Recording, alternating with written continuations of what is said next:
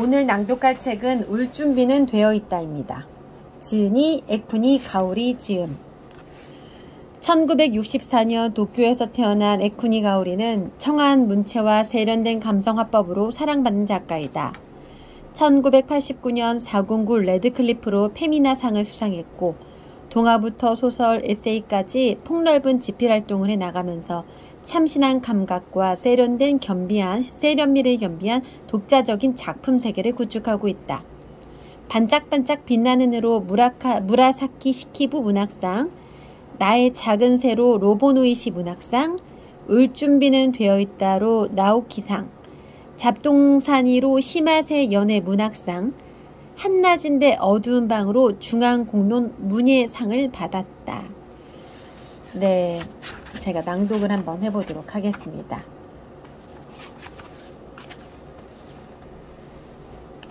전진 또는 전진이라 여겨지는 것. 오랜만에 타는 리무진 버스였다. 나가사카 야요이는 이틀 전에 전화로 자리를 예약했다. 공항까지는 보통 1시간 반이 걸리는데 길이 막힐 수도 있으니까 2시간에서 2시간 반쯤 걸린다고 생각하세요. 담당 직원의 그 말에 아침 7시 15분 버스를 예약했다. 아만다가 탄 비행기는 10시 5분에 도착하니까 그 정도면 넉넉하리라고 생각했다.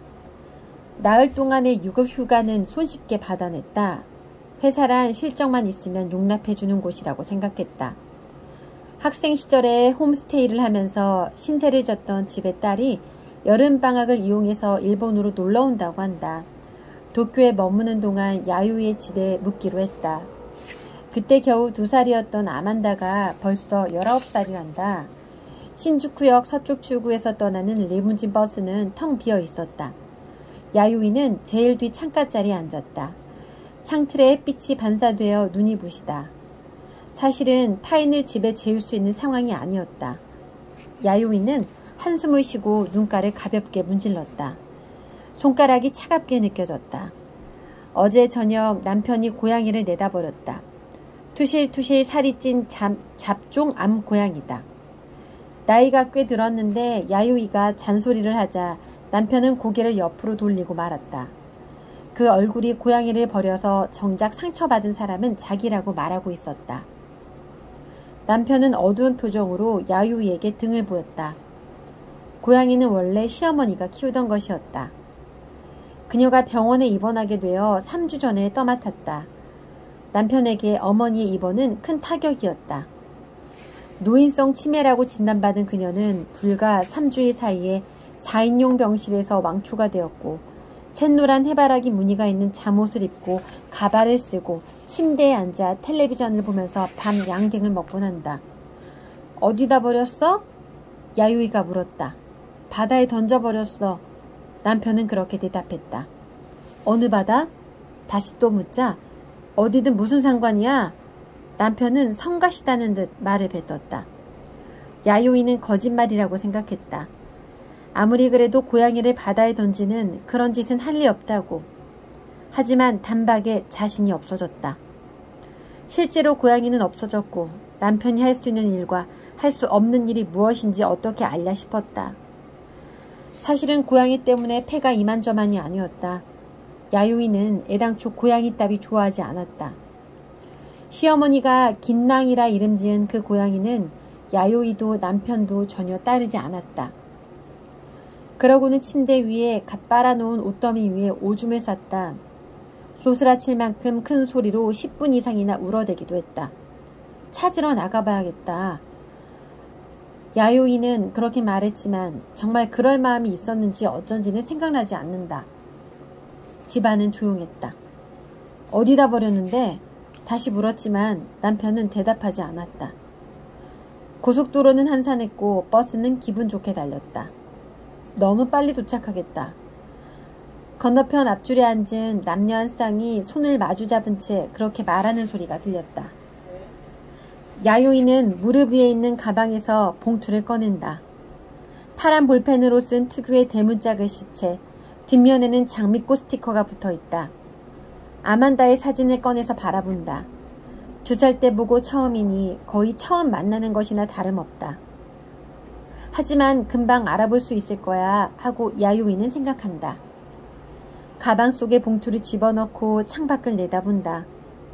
집에서 재울 필요까지는 없잖아. 아만다의 어머니에게서 편지를 받았다고 말하자 남편은 그런 반응을 보였다. 호텔 잡아주면 되잖아. 그 아이도 그게 마음 편할 테고. 야요이도 같은 생각이었다. 하지만 거절하면 안 될 것 같았다. 케이트, 아만다 어머니의 이름이다. 야요이가 딸을 자기 집에 머물게 할 것이라 믿어 의심하지 않았다. 17년 전에 자신이 2년 동안이나 야요이에게 방을 제공했던 것처럼 물론 적지 않은 하숙비를 지불했다. 종종 집도 지켰고 아이도 돌봐주었다. 하지만 케이트의 부탁을 저버릴 수는 없었다. 겨우 나흘인데 뭐. 야요이는 남편에게 맞섰다. 끝내는 이런 소리까지 했다. 이건 명의의 문제야. 명의의 문제. 맞는 말이다. 하지만 그 말의 뜻을 남편이 이해하리란 생각은 들지 않았다. 눈부시다. 커브길에서 바다 너머로 관람차가 보인다. 야요이는 팔을 이마에 올리고 햇빛을 가린다. 야윈 팔인데 무겁게 느껴졌다. 왼팔이라 그런지도 모르겠다고 생각한 야요이가 피식 웃는다. 왼쪽 손목에는 남편과 똑같은 고가의 손목시계, 약지에는 다이아몬드 반지와 결혼 반지를 2개나 끼고 있었다. 커다란 다이아몬드. 야요이와 남편은 이런 다이아몬드는 클수록 좋다고 생각한다. 야심. 야심이야말로 앞으로 나아가게 하는 원동력이다. 부끄러워할 필요는 없다. 하지만 남편은 고양이를 내둬버렸다. 야요이는 남편을 싫어하지는 않았다. 지금도 사랑한다고 할 수 있다. 자기보다 나이도 훌쩍 많고 체격도 좋고 명랑한 남자. 밖에 나갈 때는 주로 양복을 입지만 집안에서는 알로하 셔츠를 입는다. 손등에 털이 나 있고 야요이는 그 털을 만지는 것을 좋아한다. 홀어머니 밑에서 자랐고 늘 그 아들은 어머니의 자랑이었다. 그리고 야요이에게 여자다운 기분을 느끼게 해주는 남자다. 어젯밤 야요이가 목욕을 하고 나오자 남편은 컴퓨터 앞에 앉아 일하고 있었다. 집안은 조용했다. 그런 눈으로 보지 마. 야요이에게 등을 보인 채 남편은 낮은 목소리로 말했다. 고양이보다 사람의 생활이 더 중요하잖아. 하지만 야요이에게는 그 등이 낯설게 보였다. 고양이는 털이 매끄럽고 발바닥은 싸늘했다. 그건 그래 하고 야요이는 대답했다. 야요이 역시 고양이에게 넌더리가 나 있었다. 남편을 비난할 자격은 없다. 부엌에서 밀크티를 만들어 남편에게 들고 갔다. 그만 자야지. 말은 그렇게 했지만 남편의 눈은 볼 수가 없었다. 왜 그런 얼굴로 보는 거야? 또 같은 말에 그만 짜증스러운 목소리가 튀어나오고 말았다. 뭘 어떻게 본다고 그래? 움찔 뒷걸음쳤다. 남편이 팔을 잡고 있었고 야요이는 자신이 남편을 두려워하고 있다는 것을 알았다. 당신이 왜 그런 짓을 했는지 모르겠어. 그것이 어젯밤 야요이가 남편과 나눈 마지막 대화였다. 과거 야요이는 남편과 함께면 무슨 일이든 할 수 있다고 생각했다.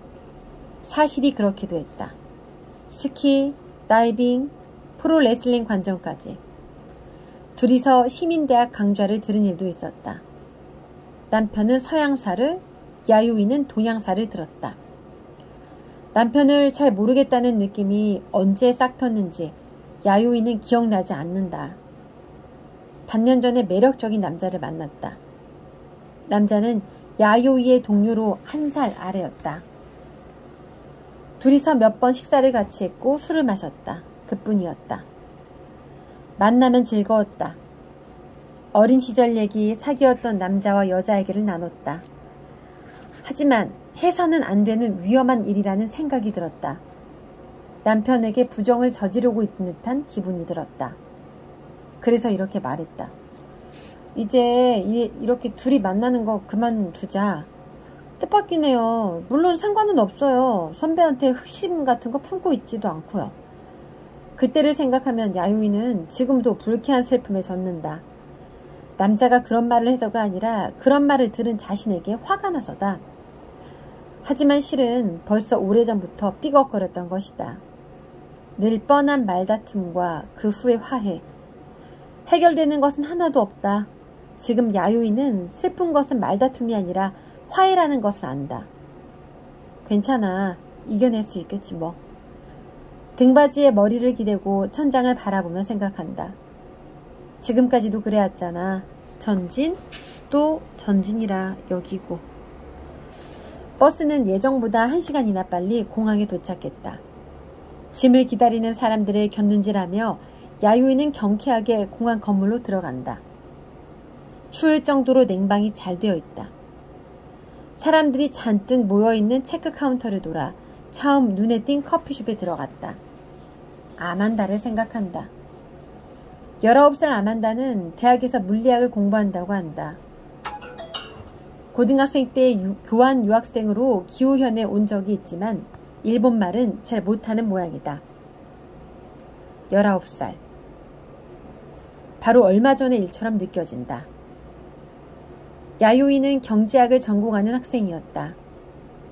아르바이트를 하면서 알게 된 같은 나이의 남자와 사귀었다. 그의 이름은 고바야시. 고바야시는 빨리 결혼하고 싶어 했다. 툭하면 야요이를 집으로 초대해 자기 엄마와 함께 부엌에서 일하는 모습을 보고 싶어 했다. 고바야시는 좋은 사람이었다. 야요이는 정말 그렇게 생각한다. 인파 속을 걸을 때는 야요이의 등에 팔을 두르고 보호해 주었다. 그리고 계란찜을 좋아했다. 뭐가 먹고 싶은데?